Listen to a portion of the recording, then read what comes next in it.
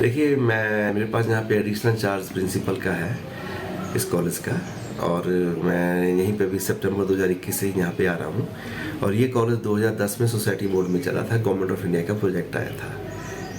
और किसी भी गवर्नमेंट ऑफ इंडिया के प्रोजेक्ट में जो पैसा आता है उसको खर्च करने के लिए एक सोसाइटी बनती है, तो सरकार की तरफ से एक सोसाइटी बनाई गई थी।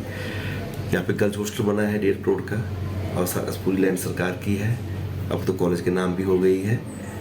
और लेकिन अभी भी ये कॉलेज सोसाइटी बोर्ड में चला हुआ है। एम्प्लॉयज भी रिक्रूट किए गए हैं, और लेकिन कुछ एम्प्लॉयज बीच में चले गए थे क्योंकि उनकी सैलरी हाइक नहीं हुई थी। लेकिन कुछ एम्प्लॉयज सोसाइटी बोर्ड में है, कुछ अभी डेपुटेशन में चले हुए हैं। इस कॉलेज में पहले 30 सीटें थी, अब 40 सीटें हो गई हैं। और अब ये मेडिकल यूनिवर्सिटी जो अटल मेडिकल यूनिवर्सिटी है नेर चौक मंडी में, उसके अंडर ये कॉलेज आ गया है। इसका पहला बैच 2022 में हमारे पास आया है। सीटें 30 से अब 40 कर दी गई है यहाँ पे। और ये नॉर्थ इंडिया का एक पहला इंस्टीट्यूट है सरकार का बी फार्मेसी इन अवेला, जहाँ पे एक डिग्री कोर्स कराया जाता है। और बच्चों में क्वालिटी ऑफ एजुकेशन कराई जाती है, क्योंकि साथ में फार्मेसी है गवर्नमेंट की, वहाँ पे वो प्रैक्टिकल पर्पज़ के लिए जाते हैं। नीचे टीटीएल लैब है, हर्बल गार्डन है, वहाँ पे बच्चों को प्रैक्टिकल्स के लिए भेजा जाता है। तो बच्चे बहुत कुछ सीख के जाते हैं जहाँ से क्वालिटी ऑफ एजुकेशन है। और कुछ बच्चों को सरकारी नौकरी लग चुकी है, और सरकारी सेक्टर में जाते हैं, कुछ प्राइवेट सेक्टर में भी जाते हैं। तो बच्चे यहाँ से निकले हुए एम फार्मा करके मेरे पास यहाँ पे डेपुटेशन पे टीचिंग पर्पज़ के लिए भी यहाँ पे आए हैं। और कॉलेज बहुत बढ़िया चल रहा है। लेकिन एक ही मामला है कि जो एम्प्लॉइज सोसाइटी बोर्ड में चले हैं, आजकल भी सोसाइटी बोर्ड में चले हुए 10-12 साल हो गए हैं, उन पर कॉन्ट्रैक्ट पॉलिसी लागू नहीं हुई है, वो रेगुलर नहीं हो पा रहे हैं, और उनको रिटेन करना थोड़ा मुश्किल है। बाकी कॉलेज ठीक चल रहा है। सरकार से आपकी क्या मांग रहेगी इसके बारे में थोड़ा सा? बस ये कि ये गवर्नमेंट सोसाइटी बोर्ड से गवर्नमेंट सेक्टर में आ जाएगी। सर, मेरा नाम सुरेश कुमार है सर, और मैं यहाँ पर प्राध्यापक के पद पर पिछले 12 वर्षों से यहाँ पर कार्य कर रहा हूँ सर। और सर अभी 12 वर्ष हो चुके हैं मुझे इस कॉलेज में पढ़ाते हुए, और यहाँ पर मैं अलग अलग पदों का कार्य भी संभाल रहा हूँ सर। तो 12 वर्षों की जो अवधि है बहुत लंबी अवधि है। उस दौरान हमने सरकार से भी मांग रखी कि हमारे जो भविष्य को ध्यान में रखते हुए इस कॉलेज का जो है वो पूर्णतः सरकारीकरण जो है वो किया जाए, और हमारे भविष्य को ध्यान में रखते हुए हमें भी जो है वो उचित जो मापदंड के अनुसार, जो सरकार के उचित मापदंड हैं उसके अनुसार जो है हमें यहाँ पर जो है वो सैलरी दी जाए और प्रमोशन दी जाए। तो मेरा सर यही है सरकार से, निवेदन यही है कि हमारी जो ये जो प्रॉब्लम है इसको ध्यान में रखते हुए वो एक उचित निर्णय ले, ताकि हमारा भविष्य भी सुरक्षित रहे। और ये एकमात्र जोगिंद्रनगर का, मैं बताना चाहता हूँ सर कि एकमात्र जोगिंद्रनगर का बी फार्मेसी आयुर्वेदा कॉलेज है ये।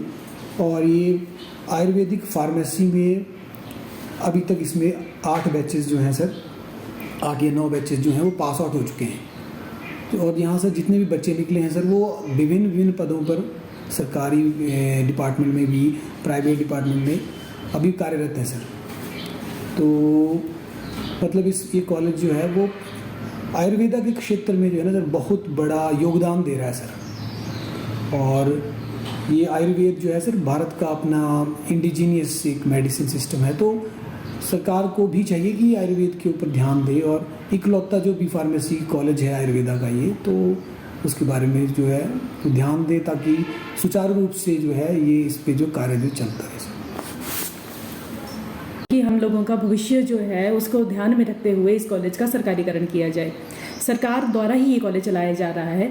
ये 2010 में ये कॉलेज शुरू हुआ है, और ये सरकार द्वारा ही, सरकार ने ही यहाँ पर भूमि जो है सरकार की ही है, सरकार के नाम पर ही चलती है, कॉलेज के नाम पर ये भूमि चल रही है।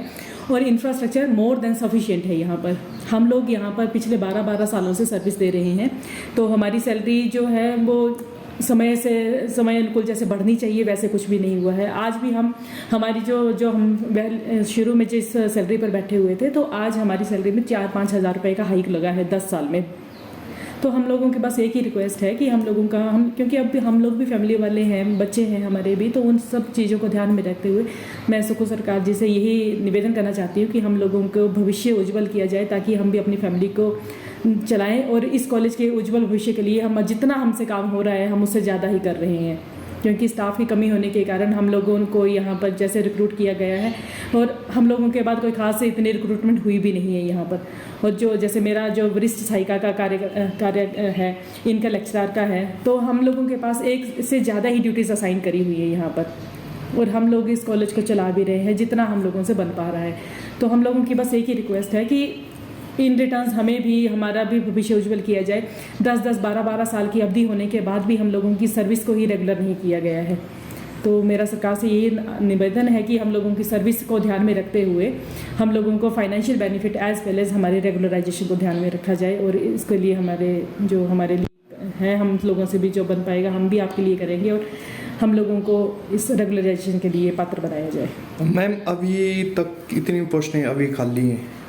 पोस्टें देखिए जी, क्या हुआ है कि यहाँ पर इस कॉलेज को चलाने के लिए शुरुआत से ही 14 पोस्टें सैंक्शन हुई थी, जो सरकार द्वारा ही सैंक्शन है पोस्टें, और उन्हीं पोस्ट के अगेंस्ट हम 8 लोग बैठे हुए हैं, जिसमें 2 लोग जो है वो हमारे डेपुटेशन पर हैं जी। हाँ जी, जो अब बिल्कुल हमारे इसमें काम कर रहे हैं, और बाकी 6 पोस्टें हैं जो अलग अलग विभिन्न चैनल से यहाँ पर रिक्रूट हुए हैं। कुछ लोग हमारे डायरेक्ट रिक्रूटमेंट से हुए हैं, कुछ आउटसोर्स से हुए हैं, तो सैलरी भी अलग अलग इससे ही बन पा रही है हमारी। तो सोसाइटी के मोड में जो है हम लोग इस टाइम 6 लोग हैं ना सर? हाँ जी, 6 लोग हैं जो सोसाइटी के माध्यम से चल रहे हैं। सोसाइटी का मतलब ये होता है कि सरकार से कोई भी यहाँ पर एड नहीं आती है। हमसे जुड़े रहने के लिए हमारे YouTube चैनल को सब्सक्राइब करें और नई वीडियो की नोटिफिकेशन के लिए बेल आइकॉन को दबाएं। अगर आप ये वीडियो Facebook पर देख रहे हैं तो लाइक जरूर करें और ज्यादा से ज्यादा शेयर करें। इसी तरह के और भी अपडेट्स के लिए फॉलो करें हमारा Instagram पेज himachal.k3।